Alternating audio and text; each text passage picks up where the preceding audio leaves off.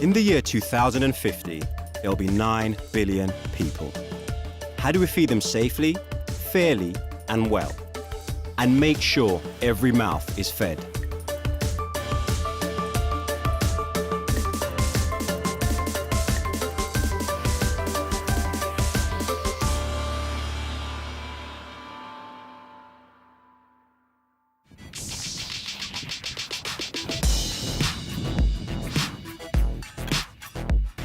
Forty-year-old Manmohan Tiwari was working for a top financial firm in India's thriving capital, Delhi. 1,000 people reporting to him. He had it all. Then he gained weight and lost confidence. His fight with obesity had begun. Now, in the last year, he's lost 30 kilos. My weight was around 97 kgs when I started in Feb 2011. And I reduced it to around 67, 68 within 9 months. I used to look very unpresentable. There was a time that I used to feel that it's not possible for me to reduce my weight.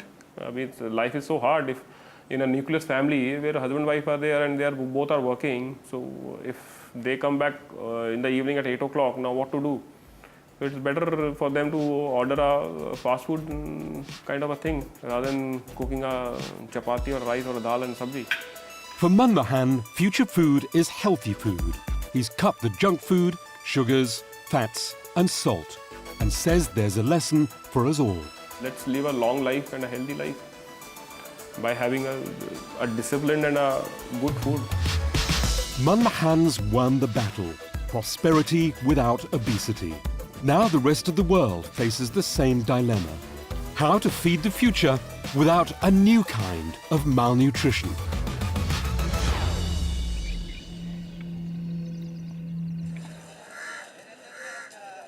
As people have better incomes, the diets change, the culture changes. They want processed food, quick, fast. A double career family, they all come back from work at about 6, 7, 8 p.m. What's the fastest food to cook? Open the can, open the packet, and dump everything together. It's junk food.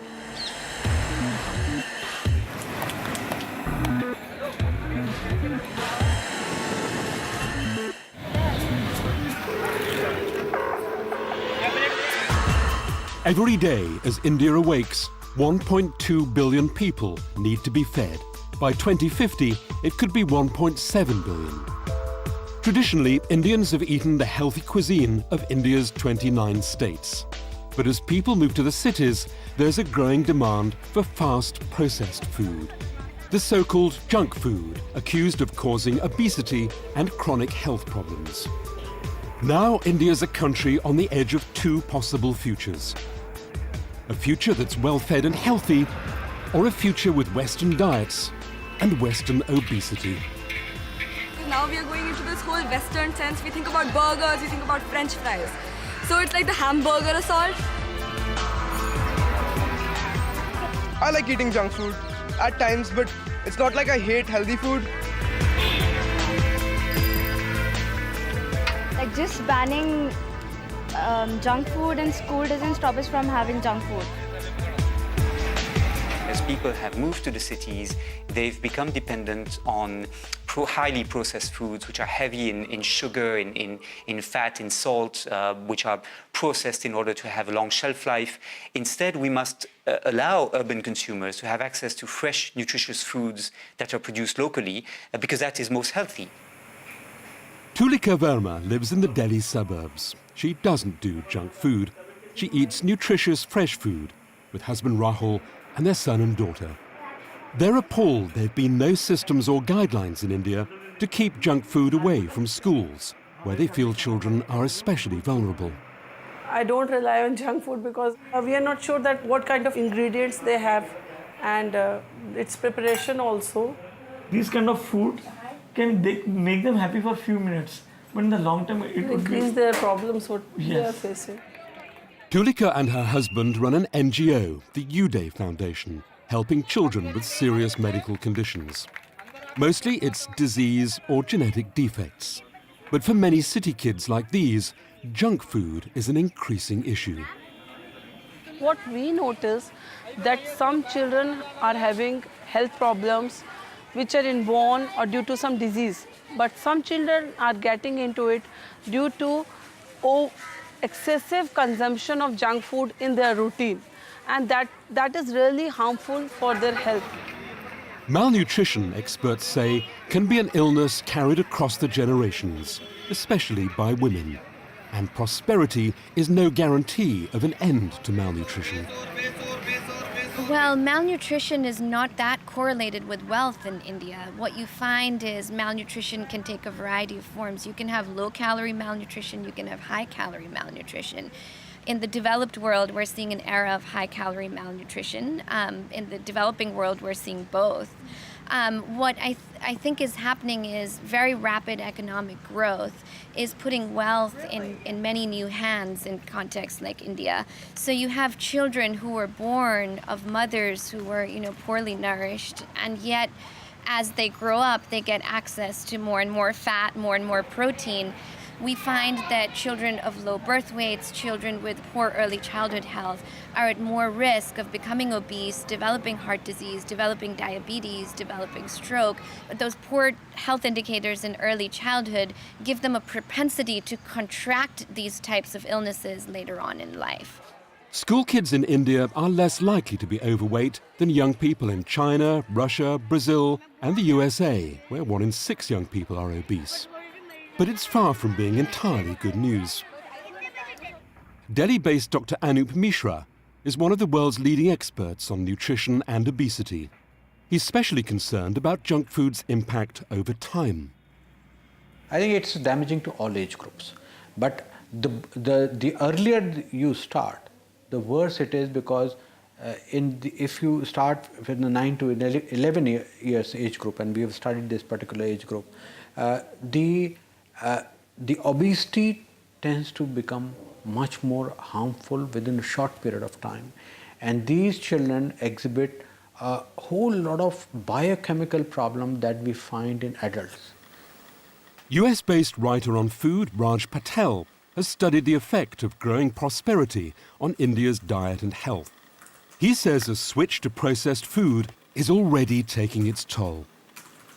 If you walk in the streets, you won't notice people who are as overweight as they are, say, when you're walking in the streets of New York. But appearances can be deceptive. And actually, if you look at the diabetes rates, India's cities have diabetes rates that are far higher than the United States. If you look at some of the southern cities in India, diabetes rates are at 20%. Now, that's an epidemic. So things are already very bad in India, and that's a mixture of the shift in diet plus genetic predisposition and a range of other social and biological factors. So things are already apocalyptically bad in India. Junk food gives the body energy without fiber, vitamins, and other nutrients. Critics claim that can cause a health time bomb, potentially causing serious illnesses like diabetes later in life. Now, these kids who are developing these obesity problems from 9 to 16 or 18 years age group, they will develop diabetes very soon. So maybe by 20, 25 years age group, and by 30, they will develop other complications, maybe heart disease. My advice to the Indian government is to take this very, very seriously, to look at what we already know about the causes of diabetes, and to get very aggressive with limiting the exposure, particularly that children have, to the marketing that encourages children to want these goods, but also to start getting very aggressive about thinking of new ways in which diet in urban areas can be transformed to leapfrog the public health issues that we already have in the United States, and to deal with the massive public health issues that they already have in India. A recent study revealed that already over 1 in 6 school children in Delhi are overweight, and almost 1 in 14 are obese. It's one of the reasons why the courts are considering a call for a ban on junk foods in India's schools. Among the petitioners leading the campaign are the Uday Foundation's Tulika and Rahul. Today they're in court calling for India's Food Safety and Standards Authority to set up a new framework for the future of food in India's schools. Today we had a date in High Court regarding banning junk food in schools. Junk food should be banned. The government is very serious about this issue because it's related to the future generation of our country, that FCCCI might get the guidelines and for banning junk food in schools. That's what we are fighting for. 21st century life is fueling a demand for quickly delivered food. Fast food that's too often unhealthy junk food. A younger population, more working women, hectic schedules. The increasing wealth of middle-class professionals, usually office-based. Some say it's not so much fast food as these new, more sedentary lifestyles which cause obesity. And what's more, people have every right to eat what they want. I'm against laws that some people might be calling for to ban fast food or even junk food. That while this might be an issue for a tiny segment of India, it's not an issue for most others who are struggling just to get their midday meals. So how is it going to work? Would it mean that you extend the law to tell parents what they can feed their own children or not? In Delhi, fast food is not just Western-style burgers and pizzas, but Indian equivalents like fried bhaturas, fried pakora, and aloo tikkis. The fast food industry in India is growing by a third a year. But does convenient fast food always have to be unhealthy junk food? Devyani International operate the North and East India franchises of KFC and Pizza Hut, and their own Vango chain based on South Indian food. Their CEO says fast food in India has an unfair reputation.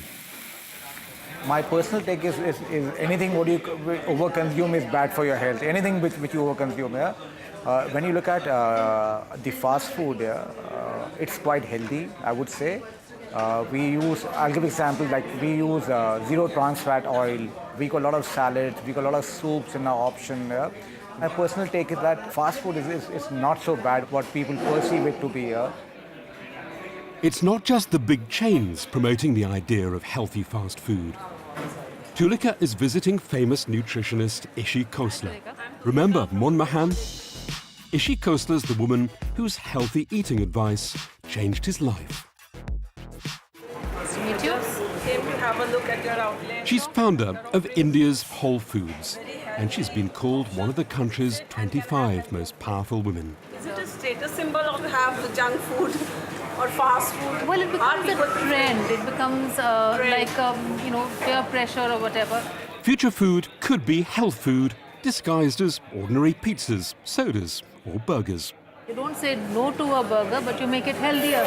You don't say no to a cookie, but you make it healthier. Even the patty here has flax seeds and rich, and we are using fantastic oil, rice bran oil, which is monounsaturated fat. So you silently do the health thing without a person getting that tag that I'm eating something very different. But can the global obesity epidemic be solved at the retail level?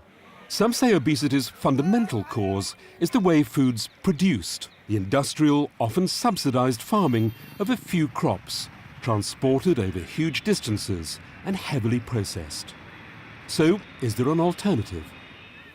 Tulika's been doing some research, looking at TV films on how most food's still grown in India. There's Narayan and his wife Nasiva in Andhra Pradesh. They use a blend of traditional knowledge and scientific techniques to grow 7 different varieties of crops and vegetables on just 100 meters of land. They only make about $2 a day, but that's still more than many small farmers in India and the rest of the world. Are you making money? Yes, I am. Do you eat your produce or do you sell it as well? We eat the produce and sell it as well. So who taught you? 500 million small-scale farmers like Narayan still supply most of India's food. For some who believe in market-driven economics, this is not efficient. They say that in more advanced economies, farms are bigger and specialize in just a few crops, benefiting from economies of scale. That means fewer farmers who are, per person, more productive. The number of people who are dependent on agriculture is not a sign of our strength. It's a sign of our weakness. Every country which has developed agriculturally requires a very small percentage of the population capable of feeding the rest and beyond. A few years ago, there was a big survey in India which found 40% of Indian farmers want to sell and move out. But they can't. Because where will they go? India is often the #1 producer in terms of volume, but way behind in terms of productivity. And this is a price that the farmers tend to pay. The poverty in agriculture is a reflection of this low productivity. But there's another vision of future farming. Tulika's driving 200 miles north of Delhi to Dehradun. She's here to meet Vandana Shiva. She's a globally famous development expert and the force behind the Navdanya network of organic farmers. Tulika wants to know their answer to obesity and malnutrition. Find out that what are in a country like ours, where are so many healthier ways of growing crops, healthier ways of making food, still we are going into the trap of this Western junk food, which is harming us, our future generations also. So what, according to you, is the way to come out of this trap? And what option we can offer to our future generations? You know, this country is a land of diversity. Anything you touch here is a source of nutrition. Behind you, this beautiful curry patta that the South Indians put in all their rasam and sambar, one of the richest sources of vitamin A. I don't think there's any culture in the world that eats as much diversity as the Indian cuisine. Why are the fast foods of the West so wrong for our body? First, actually, they're not fast. If you take the full chain of supply, food was taken, processed, frozen. So it's actually a very long chain. It's not a quick food. In future, say Navdanya, Indians could eat far more like they do here, cooking a rich variety of healthy indigenous crops. Now, if we were to take a thali of everyday eating, my guess is a minimum of 25 plants go into our jeera, sarson, this turmeric that's growing all over out there, now known to be an antibiotic, now known to be good for Alzheimer's and memory. The world is just starting to discover the wonders of the indigenous Indian cuisine. We are unknowingly... we are letting them disappear. So we get rid of our food diversity. But that means we get rid of our biodiversity, all the crops that could give us healthy and good food. So Vandana Shiva's recipe for future food: eat local, eat seasonal, eat traditional. So the answer to healthy eating is right here on our land and right here in our culture. It's time to stop the inferiority complex, that everything from the West, including their junk food, is superior. We need to be discriminating and choose healthy, including that which comes from our own heritage.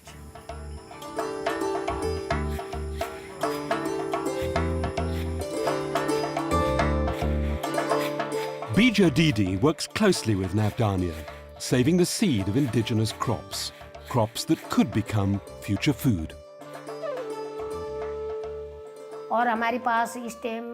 Right now we have 560 varieties of paddy rice and 150 varieties of wheat which I have stored here. These are pure seeds just like we have in the hills. Our work here is to preserve the seeds that are becoming extinct, like certain kinds of paddy rice, wheat and barley. Wherever we can find these seeds, we preserve them. Small farmers grow a multiplicity of food items. Today, our diets are restricted to perhaps 4 or 5 crops: corn, wheat, barley, maize, rice, sorry. 4 major animal meats: chicken, pork, beef, lamb. Go to any rural areas. Small farmers are actually the custodians of our biodiversity. They're growing so-called orphan crops, more nutritious. These have been conserved from generation to generation, passed on. Today, modern society is restricted to what is on the commercial market.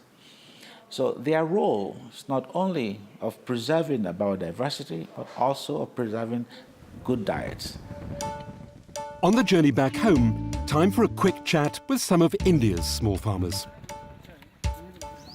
नमस्कार मैं दिल्ली से आई हूँ Tulika I'm Tulika. I have come from Delhi and wanted to ask you, have you heard of junk food? कि शहरों में आजकल इस In तरह से cities, लोगों के पास people time don't नहीं have है। time to cook. सब लोग सुबह निकलते हैं, They don't शाम have को time घर to cook आते हैं। proper meals like you do when you harvest fresh and eat fresh. थोड़ी ताज़ी बनाई। They eat things like pizzas and burgers. Burger pizza इस तरफ ज़्यादा जा रहे हैं। Oh yes, they get ready-made food and all they have to do is to heat it, and they call this fast food. All they want to do is fill their stomachs. I think it is quite unhealthy. So you mean it doesn't have the required nutrients? No, they don't have any. People eat this to fill their stomachs because it's tasty. Have your kids ever eaten chips, burgers, pizzas? Have you ever eaten junk food? Forget having eaten it. I am hearing this name for the first time ever from you. So could India's small-scale farmers do more to feed the future healthily? One problem, there's far too much fresh food still being wasted. We have one of the smallest share in processed food. Consequence of that is the enormity of wastage, particularly in fruits and vegetables, on a daily basis. The estimate is 30% of fruits and vegetables rot even before they come to the market. So the processed food and the fast food industry could play a big role in reducing this level of wastage.